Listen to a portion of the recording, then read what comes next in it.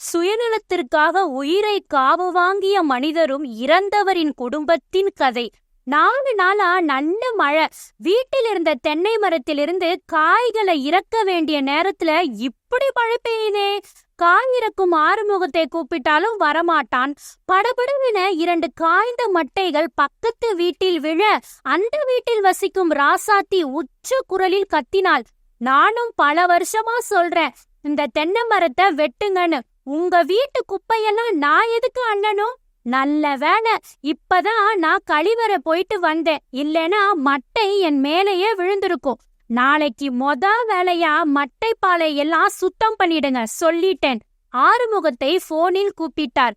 ஐயா, ஒரே மழை, மரம் வழுக்கும், மழை நிக்கட்டும் ஐயா.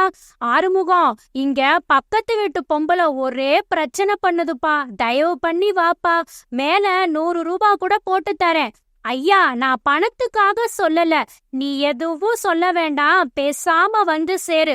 போன தடவை ஆறுமுகம் அவனது பையனையும் அழைத்து வந்திருந்தான். அவனுக்கு 7 வயசு இருக்கும். டேய், உன்னோட பேர் என்னடா? பெருமாள் ஐயா. நீ உன்னோட அப்பா மாதிரி எப்படா மரம் ஏற போற? எப்ப எங்க வீட்டுக்கு வேலைக்கு வருவேன்? ஐயா, எங்க அப்பா என்ன நல்லா படிக்க சொல்லி இருக்காரு. நான் மரம்லாம் ஏற மாட்டேன். ஏண்டா, உங்க அப்பாவுக்கு வயசானா யாருடா எங்க வீட்ல மரம் ஏறுவாங்க? அவன் ஒன்றும் சொல்லாமல் மெதுவாக சிரித்தான். போகும்போது பேரு பிள்ளைகளின் சட்டை டவுசர் கொடுக்க ஆசையுடன் வாங்கிய பெருமாள் அங்கேயே அணிந்து பார்த்து தேங்க்ஸ் ஐயா என்றான். அடுத்த நாள் மழை வலுக்க ஆரம்பித்தது. ஆனால் சொன்னபடி ஆறுமுகம் காலையிலே வந்துட்டான். வந்தவன் ஏற கொஞ்சம் தயங்கினான். ஐயா, ராத்திரி பூரா மழை பெஞ்சிருக்கு, மரம் வழுக்கும். ஏண்டா, 20 வருஷமா மரம் ஏறி இறங்குற, உனக்கு பழக்கம் இருக்குல்ல, அப்புறம் என்ன?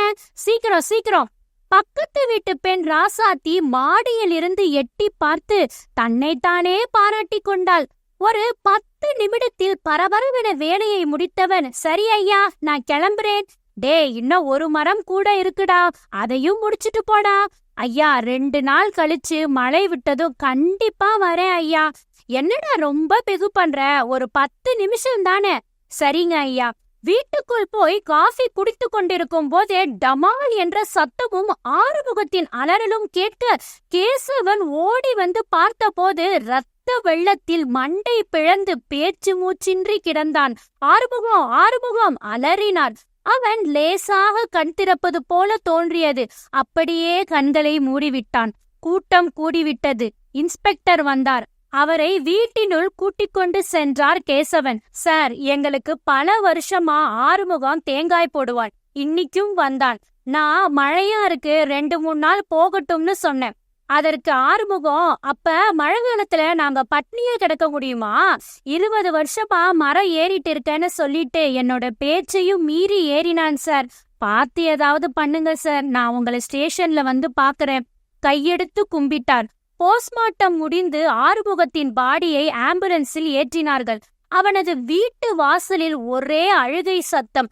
ஆறுமுகத்தின் மனைவியின் கையில் 2 வயது பெண் குழந்தை இருந்தது. கேசவனை பார்த்து, ஐயா, எங்களை அனாதையா தவிக்க விட்டுட்டு போயிட்டாரே ஐயா, அழுதாள். கேசவன் குற்ற உணர்வில் கலங்கினான். கொண்டு சென்றிருந்த 10,000 ரூபாயை அவள் கையில் கொடுக்க அவள் வாங்காமல் அழுது கொண்டே இருந்தாள். அருகில் இருந்த பெருமாள் கையில் கொடுத்தார். அவன் அதை வாங்கி கொண்டான். நல்லா படிக்கணும், அம்மா தங்கச்சிய நல்லா பாத்துக்கணும், என்ன சரியா? ஆறுமுகத்தின் முகத்தையே பார்த்து கொண்டிருந்த பெருமாள் அம்மாவிடம் அவர் கொடுத்த பணத்தை கொடுக்க வாங்கி கொண்டவள் அவரை கையெடுத்து கும்பிட்டாள். அவர்களது சொந்த பந்தங்களும் அவரை தொழுதன. அங்கு ரொம்ப நேரம் நிற்க அவரது மனசாட்சி இடம் தராததால அங்கிருந்து கிளம்ப அவரை நோக்கி ஓடி வந்த பெருமாள், ஐயா, கொஞ்ச வருஷம் கழிச்சு நானே உங்க வீட்டுக்கு மரம் ஏற வரேன் ஐயா. அது வரைக்கும் அம்மாக்கு துணையா உதவியா இருப்பேன் ஐயா என்றான். பெருமாள் பேசி முடித்ததும் அவனுக்கு என்ன பதில் சொல்வது என்று கூற முடியாமல் கண் கலங்கி அந்த இடத்தை விட்டே வேகமாக போனார் கேசவன்.